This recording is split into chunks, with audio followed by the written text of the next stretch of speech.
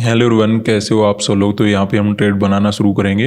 अभी अगर हम चार्ट को देखते हैं तो मार्केट ना ही ज़्यादा नेगेटिव नज़र आ रहा है ना ही ज़्यादा पॉजिटिव नज़र आ रहा है, लेकिन जिस प्रकार का ओपनिंग होकर मार्केट में मोमेंटम होना शुरू हुआ है उसके अकॉर्डिंग हम यहाँ पे पुट साइड का ट्रेड मार्केट के अंदर बनाने वाले हैं।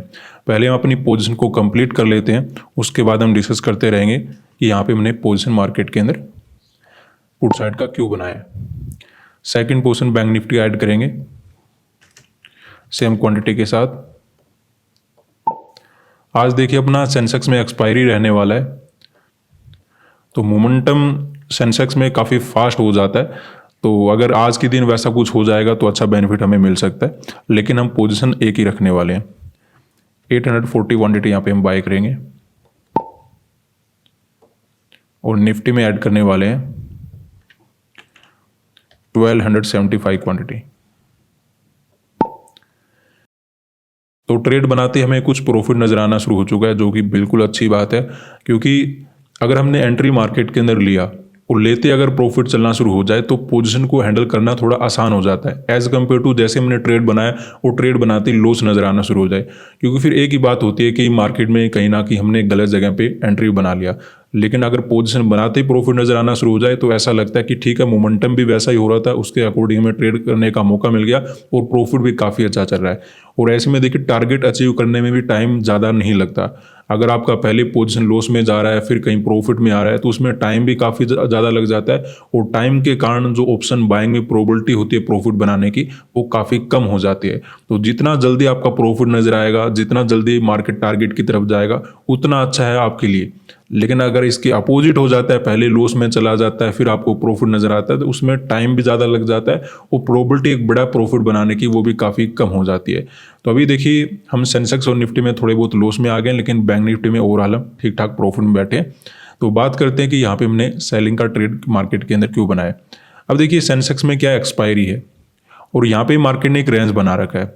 अब देखिए ये जो मार्केट ने टारगेट बना रखा है ना, इसमें हमेशा डाउट रहता है कि बायर ज़्यादा है या फिर सेलर ज़्यादा है, क्योंकि कोई भी अपनी पोजीशन यहाँ पे बना सकता है और एक ही प्राइस के ऊपर मार्केट काम करता रहता है। तो इसमें क्या होता है, बायर भी बैठे रहते हैं और यहाँ पे सेलर भी बैठे रहते हैं। ठीक है, दोनों साइड के ट्रेडर अपना काम करते हैं। एसएल किसी का हिट होता नहीं क्योंकि मार्केट में ज़्यादा मोमेंटम रहता नहीं। अब देखिए अगर कोई बड़ा गैप ओपन होता 81,000 के ऊपर, यहाँ कहीं अगर कोई ओपनिंग होता तो फिर तो देखिए यहाँ पे जो सेल करके बैठे होते ना वो कहीं ना कहीं ट्रैप हो जाते मार्केट के अंदर और उन्हें में भी भागना पड़ता। तो इसलिए हमने बड़े गैप में तो बाइंग साइड के लिए प्लान बना रखा था। अदरवाइज गैप डाउन में या फिर जिस प्रकार का अभी हमें ओपनिंग नजर आ रहा है, ओपन होते ही मार्केट ने गिरना शुरू कर दिया, तो ऐसे में यहाँ पे सेलर अपना पोजीशन कट नहीं करने वाले, क्योंकि अभी तक मार्केट ने राउंड नंबर को क्रॉस नहीं किया है। तो यहाँ पे जो भी बाइंग वगैरह करके बैठे हैं उनको हम टारगेट अपना बना सकते हैं और हमें सेलिंग का मोमेंटम भी नजर आ रहा है, तो प्रोबेबिलिटी और भी ज्यादा बढ़ जाती है कि यहाँ पे जो बाइंग करके बैठे हैं उनको टारगेट किया जा सकता है। तो उसके अकॉर्डिंग हमने यहाँ पे सेल साइड का ट्रेड बनाया। अब देखिए आपको ही लगे सर यहाँ पे एक्जैक्टली 81,000 का रेजिस्टेंस लिया तो क्या मार्केट घूम सकता है। पहली बात तो देखिए डिस्टेंस काफी अच्छा हो चुका है, तो यहाँ पे जो अपना एसएल वगैरह रखकर बैठे हैं वो कहीं ना कहीं प्रॉफिट में आ गए होंगे। दूसरी बात हमें ये नजर आ रहा है कि मार्केट ने कल एक छोटा सा ब्रेकआउट किया, तो मार्केट की ये आदत होती है कि ब्रेकआउट करके रिटेल को बाइंग करता है और ऑपरेटर वहां पे सेल करके बैठ जाता है और फिर वो धीरे धीरे मार्केट को नीचे ले जाता है। अब देखिए अगर सामने से कोई बड़ा पैसा लगाता और इस ऑपरेटर के भी ऊपर मार्केट को ले जाता या फिर डायरेक्टली कोई गैप वगैरह ओपन हो जाता, उस केस में तो हम कहीं ना कहीं मान सकते थे कि बाइंग का मोमेंटम आ सकता है, लेकिन ऐसा कुछ नहीं हुआ। यहाँ पे जो ऑपरेटर बैठा है वो अभी भी एक्टिव है, उसने दोबारा से मार्केट को पैसा लगाया है, अपने लेवल के ऊपर जाने नहीं दिया, तो इस वजह से हमें कंटिन्यूस सेलिंग नजर आ रहा है। तो ये हमारे लिए एक अच्छी अपॉर्चुनिटी कि हम ऑपरेटर के साथ ही बैठे हैं। चार्ट को देखने में तो ऐसा ही लग रहा है। देखिए अभी भी ऐसा नहीं कि अपसाइड का मोमेंटम हो नहीं सकता, लेकिन मेरे अकॉर्डिंग प्रोबेबिलिटी काफ़ी कम है कि मार्केट ऊपर जाए, मार्केट को यहाँ पे गिरना चाहिए। ऐसा ही एग्जैक्टली हमें बैंक निफ्टी के अंदर चार्ट नजर आ रहा था। यहाँ पर भी हमने एक ही बात डिस्कस किया था कि कोई बड़ा गैप ओपन होता है फिर तो बात अलग रहेगी, अदरवाइज छोटे गैप में या फिर गैप डाउन वगैरह में हम सेलिंग वगैरह कर सकते हैं, क्योंकि छोटी रेंज के अंदर मार्केट ने काम किया है। ठीक है, अगर यहाँ पे बाई चांस किसी ने सेल वगैरह किया भी होगा तो मार्केट ने पहले मार्केट 55,000 के ऊपर गया, उसको निकाला और फिर कहीं ना कहीं नीचे जाकर अपने आप को क्लोज किया है। तो ये अच्छी बात होती है कि मार्केट में देखिए आसपास जो राउंड नंबर होते हैं अगर उनका ब्रेकआउट वगैरह करके फिर गिराउट करा है तो उसमें क्या होता है, जो सेल वगैरह करने वाले होते हैं उनको निकाल कर मार्केट नीचे आ रहा है तो वो मार्केट क्या कर सकता है, कंटिन्यू जा सकता है। ऐसे में अगर कुछ ऐसा मार्केट होता कि यहाँ से रेजिस्टेंस लेकर क्लोज होता तो फिर उसकी मार्केट की बात अलग रहती है, ठीक है। तो ये आपको ध्यान रखना चाहिए। तो मार्केट ने कहीं ना कहीं ऊपर के सेलर को रिट्रेसमेंट वगैरह करके निकाल दिया है, एक अच्छा सेलिंग हमें नजर आ रहा है, तो ऐसे में यहाँ पे हमें कंटिन्यू सेलिंग वगैरह मिल जाना चाहिए। बड़े गैप में हो सकता था यहाँ पे जो बाइंग वगैरह करके बैठे होते वो प्रॉफिट में आ जाते, फिर यहाँ पे जो सेल वगैरह करके बैठे होते उनको हमें टारगेट करना पड़ता, लेकिन कोई बड़ा गैप वगैरह हमें मार्केट के अंदर मिला नहीं, हमें फ्लैट वगैरह मिला है। इवन छोटा मोटा गैप भी ओपन होता है तब भी हम ऐसा ही प्लान रखते, गैप डाउन में भी हम कुछ ऐसा प्लान रखते। ऐसा ही एग्जैक्टली हमें निफ्टी के अंदर चार्ट बना हुआ है। तो अगर इस रेजिस्टेंस की ऊपर कोई ओपनिंग होता फिर बात अलग रहती है, लेकिन ऐसा कुछ हुआ नहीं। ऑपरेटर अपना दोबारा से पैसा लगा रहा है, कंटिन्यू मार्केट को नीचे ले जा रहा है, तो जो भी यहाँ पे बाइंग वगैरह करके बैठे हैं उनको हमने टारगेट मार्केट के अंदर बनाए। देखिए रेंज बाउंड मार्केट को ट्रेड करना आसान नहीं होता, थोड़ा डिफिकल्ट होता है, क्योंकि यहाँ पे ये समझ पाना कि बायर ज़्यादा बैठे होंगे, सेलर ज़्यादा बैठे होंगे, तो वो केवल और केवल नेक्स्ट डे का जो मोमेंटम होता है उसके अकॉर्डिंग डिसाइड किया जाता है कि यहाँ पे एक्चुअली मोमेंटम कैसा देने वाला है। और अभी मुझे सेलिंग नजर आ रहा है, ओपनिंग भी उसके अकॉर्डिंग हो रहा है, तो उसके अकॉर्डिंग हमने यहाँ पे पुट साइड का ट्रेड बनाया है। अभी देखिए बैंक निफ्टी तो हमें अच्छा प्रॉफिट दे रहा है, लेकिन सेंसेक्स और निफ्टी थोड़ा बहुत लॉस वगैरह देने की कोशिश करें, कोई चिंता वाली बात नहीं। बैंक निफ्टी में ओवरऑल काफ़ी अच्छा प्रॉफिट नजर आ रहा है। सेंसेक्स और निफ्टी जैसे जैसे प्रॉफिट देना शुरू करेंगे मे भी हम अच्छा टारगेट मार्केट के अंदर अचीव कर पाए। अभी हम यहाँ पे वेट करने वाले, ज़्यादा चिंता वाली बात है नहीं, और चिंता करने से मिलेगा भी क्या। ट्रेडर क्या करता है कि मेरे साथ ये होगा, मैं अब क्या करने वाला हूँ, मेरे पास तो ये कम है, ये मेरे पास ये ज़्यादा है, मेरा लॉस ज़्यादा हो जाता है, प्रॉफिट कम बनता है। तो इन बातों से कुछ नहीं होगा जब तक उनके ऊपर हम काम नहीं करेंगे। कोई भी चीज़ में प्रॉब्लम आ रही है उसके ऊपर काम करना शुरू कर दो, ठीक है। अगर हम बैठकर देखते रहेंगे कि अब मेरे साथ ये हो रहा है, तो उससे कुछ नहीं होने वाला।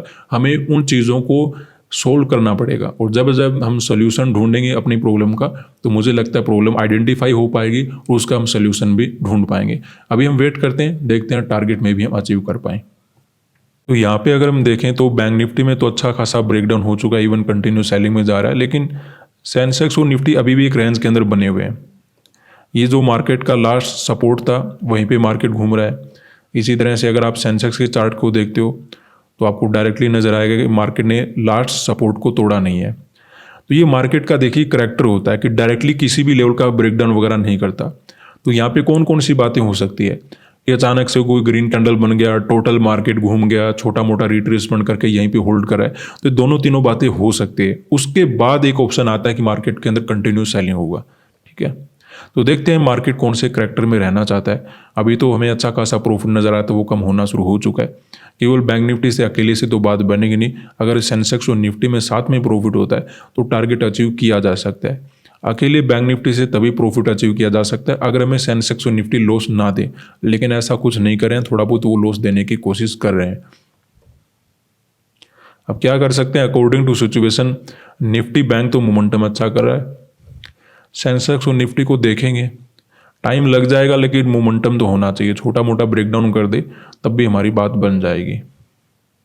सेलर यहाँ पे अच्छे से एक्टिव है, ये जो ऑपरेटर बैठा हुआ है आते ही इसने पैसा लगा दिया मार्केट के अंदर, तो मुझे लगता है डायरेक्टली तो ऊपर नहीं ले जाएगा ये, लेकिन हाँ थोड़ा बहुत साइडवेज में भी रख सकता है।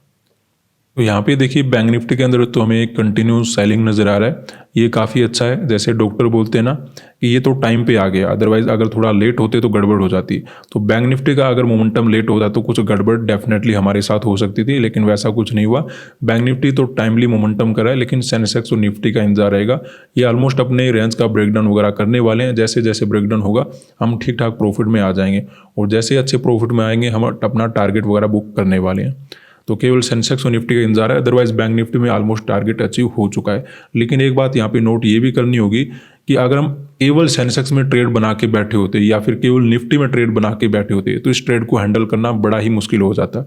लेकिन ओवरऑल तीनों इंडेक्स में क्योंकि हमने ट्रेड बना रखा है, इस वजह से हम कोई बड़े लॉस वगैरह में नहीं गए। अगर अकेले सेंसेक्स में हमने कोई ज़्यादा पोजीशन बनाया रखा होता या फिर निफ्टी में ज़्यादा पोजीशन बनाया रखा होता तो वहाँ पे इतना बेनिफिट उठाना या फिर पोजीशन को हैंडल करना बड़ा ही मुश्किल हो जाता है। यहाँ पे देखिए निफ्टी और सेंसेक्स में ब्रेकडाउन हो चुका है, बैंक निफ्टी को तो हमें देखने की आवश्यकता नहीं। तो ओवरऑल अपना अच्छा प्रॉफिट चलना शुरू हो चुका है। सेंसेक्स और निफ्टी ने अभी भी प्रॉफिट देना शुरू नहीं किया, ओवरऑल ब्रेकडाउन भी हो गया, कंटिन्यू सेलिंग भी चला है, लेकिन फिर भी प्रॉफिट नजर नहीं आ रहा है। लेकिन बैंक निफ्टी अच्छा है कि हमें प्रॉफिट दे रहा है। अगर हमें थोड़ा सा साथ मिल जाता है सेंसेक्स और निफ्टी का तो हमारी बात बन जाएगी। जस्ट हमें टारगेट हिट करना है, तो हमें ध्यान रखना होगा जैसे अच्छा टारगेट अचीव होगा सेंसेक्स और निफ्टी में हमें थोड़ा सहारा मिलता है, उसके अकॉर्डिंग एग्जिट वगैरह का प्लान हम बनाएंगे। अभी थोड़ा सा रुक जाते हैं।